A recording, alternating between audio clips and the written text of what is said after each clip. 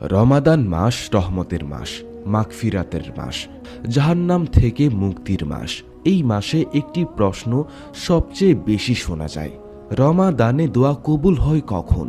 কেন কেউ দোয়া করেই পরিবর্তন দেখে আর কেউ বছরের পর বছর দোয়া করেও ফল পায় না?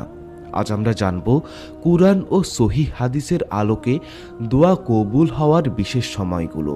রাসূল সাল্লাল্লাহু আলাইহি সাল্লাম বলেছেন, 3 ব্যক্তির দোয়া ফিরিয়ে দেওয়া হয় না: রোজাদারের দোয়া, ন্যায়পরায়ণ শাসকের দোয়া এবং মজলুমের দোয়া। তিরমিজি।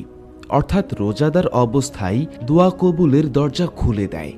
ভিডিওটি শুরু করার আগে এখনও পর্যন্ত যারা আমাদের চ্যানেলটি সাবস্ক্রাইব করেননি, এখনই চ্যানেলটি সাবস্ক্রাইব করে পাশে থাকা বেল আইকনটি বাজিয়ে দিন। 1. ইফতারের আগের মুহূর্ত। দিনভর ক্ষুধা, তৃষ্ণা, ক্লান্তি। এই সময় বান্দার অহংকার ভেঙে যায়। রাসূল